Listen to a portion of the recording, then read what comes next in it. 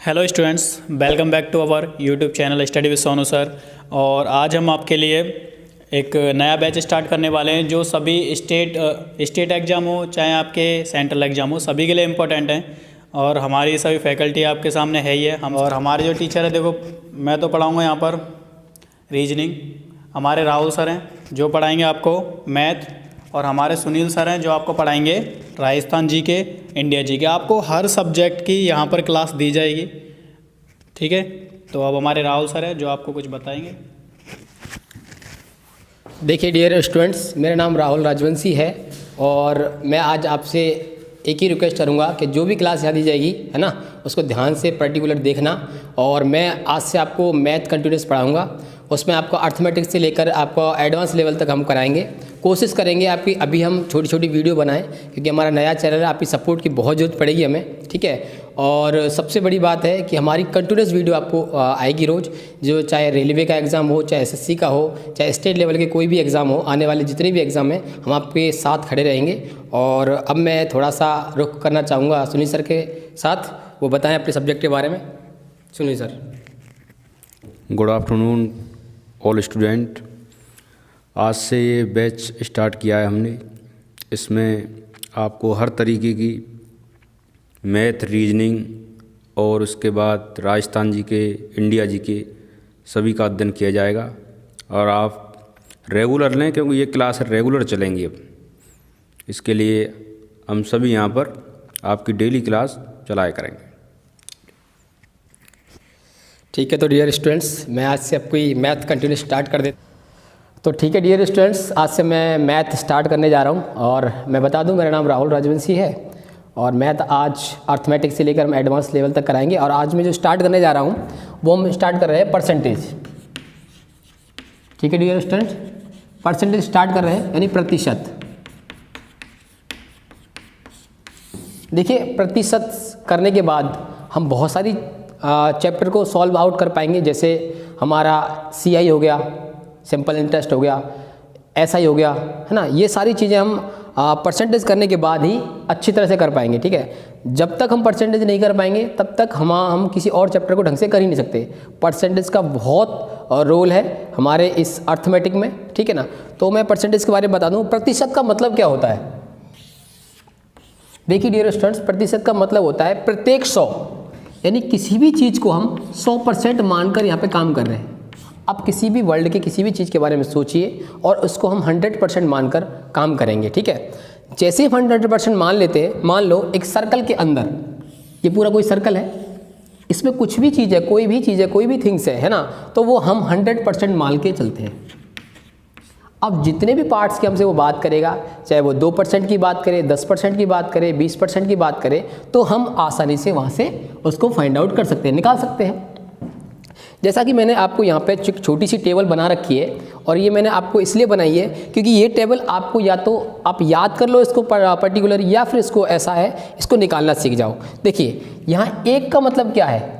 एक मान के कर लो क्वेश्चन को, या फिर 100% मान के कर लो। एक का मतलब क्या रहेगा यहाँ पे? 100%, ठीक है डियर स्टूडेंट्स। अगर मैं 1/2 की बात करूँ, ठीक है, 1/2 की बात करूँ तो हम बात करेंगे 50% की। अब आपके मन में एक सवाल आ रहा होगा, सर ये आ कैसे रहे हैं? आप कर तो रहे हो कि एक का मतलब 100% हो कैसे गया? देखिए, एक कोई नंबर है, ठीक है। अब इसको मुझे परसेंटेज में बदलना है, इसको मुझे परसेंटेज में बदलना है, तो मुझे पता है कि परसेंटेज में जब किसी चीज़ को बदला जाता है तो हम 100 का क्या करते हैं? मल्टीप्लाई करते हैं। तो मैं एक में जब भी मल्टीप्लाई कर रहा हूँ कितने का? 100 का, तो 1 × 100 तो कितना हो गया? 100%। ऐसे में बात करता हूँ 1/2 की, 1/2 की बात करूँ और मैं इंटू कर दूँ किसका? 100 का, कितना कटेगा? 50 से, तो ये आ गया 50% आपका। ऐसे ही सारी चीज़ें ये आपको 1/3 है, 1/3 में मल्टीप्लाई करूँ मैं 100 का तो क्या आता है? 33 सही 1/3%। ऐसे 1/4 है 25%, 1/6 है 16 सही 2/3%, या इसको हम बोल सकते हैं 16.67%, ठीक है डियर स्टूडेंट्स। 1/7 है 14 सही 2/7%, या फिर इसको हम बोल सकते हैं 14.28%, ठीक है। आगे भी बात करें हम 1/8 की या 1/8 की बात करूं तो जनरली यही तरीका रहेगा सबको निकालने का, है ना। तो ये आएगा आपका 12 सही 1/2%, यानी 12.5%। ठीक है, 1/9 की बात करें हम तो भी आपका 11 सही 1/9%, 11.11%। ठीक है, 1/10 की बात करें हम तो 10%। ये आया कैसे, देखो 1/10 इंटू 100। अब 10 को 100 से कितने बार डिवाइड करेंगे तो कितना आएगा, 10% ही आएगा। ठीक है, इस तरह से इनको हमने सारी टेबल को निकाल दिया है। अब आप इस टेबल को लिख सकते हो और या फिर इसका एक स्क्रीनशॉट लेके आप रख सकते हो। आपको जो भी पीडीएफ है वो आपको टेलीग्राम चैनल पे मिल जाएगी। अभी हम टेलीग्राम चैनल को ज्वाइन करेंगे करना आप, और हम इसको आप बता देंगे कहाँ आपको लिंक मिलेगा आपको। ठीक है, तो ये सारी टेबल आपको काम आने वाली है। आप सीख गए कि किसी भी भिन्न को अगर हम परसेंटेज में कन्वर्ट करना चाहें, कोई भी भिन्न हमको दे दी जाए उसको हम परसेंटेज में कन्वर्ट करना चाहें तो हम 100 का मल्टीप्लाई कर देते हैं। अब मैं आज आपको सिखाने वाला हूं कि अगर परसेंटेज की कोई वैल्यू दी है और उसको मुझे फ्रैक्शन में कन्वर्ट करना है, मुझे इसको फ्रैक्शन में कन्वर्ट करना है तो वो कैसे करेंगे। ठीक है, तो मैं अभी इसको सॉल्व कर देता हूं। ठीक है, मुझे लगता है आपने इसका स्क्रीनशॉट ले लिया होगा।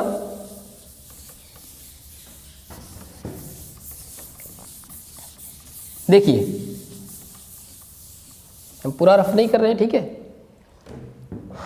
मान लो मुझे 25% दे रखा है, इसको मुझे एक फ्रैक्शन में कन्वर्ट करना है।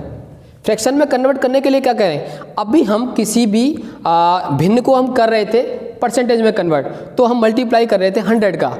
लेकिन अगर परसेंटेज से हमें भिन्न में कन्वर्ट करना है तो क्या करेंगे, परसेंटेज डिवाइड बाई 100। जैसे ही परसेंटेज का साइन हटेगा तो 100 का डिवाइड कर देंगे 25 से एक बार, और 25 से 100 को कितने 4 बार, आपको कितना आ जाएगा 1/4%। तो आपको मैंने यहाँ सिखाया, आपको मैंने यहाँ बताया कि जब भी हम एक भिन्न को परसेंटेज में कन्वर्ट करते हैं तो 100 का क्या करते हैं, मल्टीप्लाई करते हैं, और जब एक परसेंटेज को हम भिन्न में कन्वर्ट करते हैं तो 100 का क्या करते हैं, डिवाइड करते हैं। तो जैसे हम यहाँ पे एक चीज़ और बता दूँ मैं आपको, ये परसेंटेज किस किस चीज़ में आपको काम आने वाली है। देखो, परसेंटेज पे हम आधार पे क्वेश्चन करेंगे। एक SI होता है, सिंपल इंटरेस्ट, CI होता है, या अनुपात समानुपात वाले जितने भी क्वेश्चन होंगे हम परसेंटेज से सॉल्व करने की कोशिश करेंगे। ठीक है,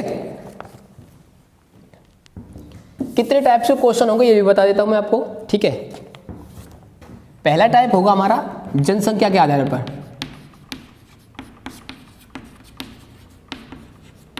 ठीक है, दूसरा टाइप होगा हमारा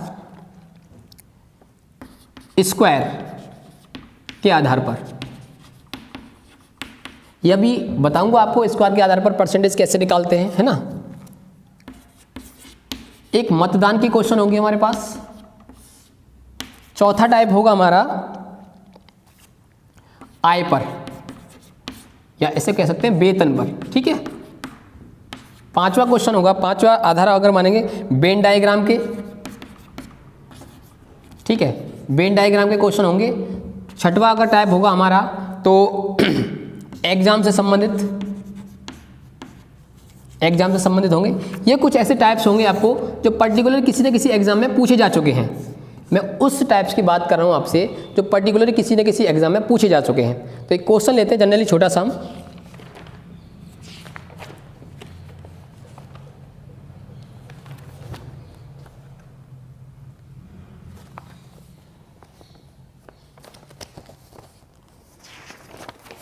तो हम एक एग्जांपल ले लेते हैं अब, है ना, सिंपल सा एक एग्जांपल ले लेते हैं। एग्जांपल क्या है हमारा कि बी की सैलरी ए से, मैं लिख देता हूं यहाँ पे, बी की सैलरी ए से 20%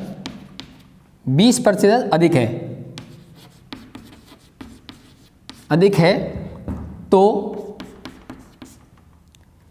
ए की सैलरी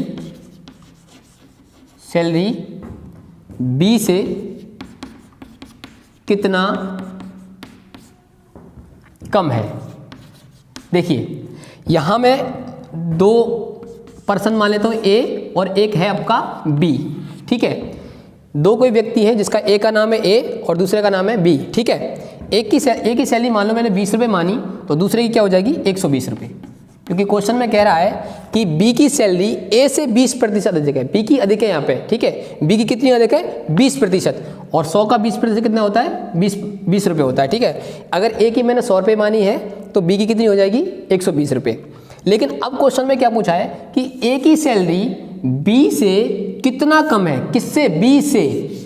जिससे भी कंपैरिजन करवाएगा आपको उसकी वैल्यू को हमेशा कहाँ रखना है? नीचे रखना है। बी से कम है, यानी बी से कितना कम है? यानी 120 बी की है, बी से कंपैरिजन करवा रहा हूँ, कितना कम है? 20%, ठीक है। और इनटू कर देंगे 100 का, ठीक है। तो 0 से 0, ठीक है। और इसको 10 से काट दीजिए, इसको 6 से, तो आपकी वैल्यू आ जाएगी निकल करके 16 सही 2/3%, ठीक है। देखिए, मेरा समझाने का मकसद इस क्वेश्चन को इतना सा था कि जिससे भी आपको कंपैरिजन करवाए कि इससे या बी से, सी से, है ना, राम से, मोहन से, तो उस वैल्यू को हमेशा हमको हर में रखना है, यानी नीचे रखना है। अंश और हर, इसका मतलब तो आप समझते हैं कि अंश वाली वैल्यू को ऊपर और हर वाली वैल्यू को नीचे रखना है। तो जिससे भी हमको कंपैरिजन करवाएगा उसकी वैल्यू को हमेशा हमें नीचे रखना है, ठीक है। एक नेक्स्ट एग्जांपल ले लेते हैं हम।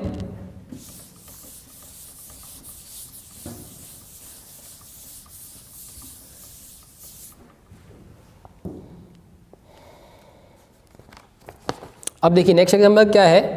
एग्जांपल नंबर 2, बी का वेतन ए से 25% कम है, तो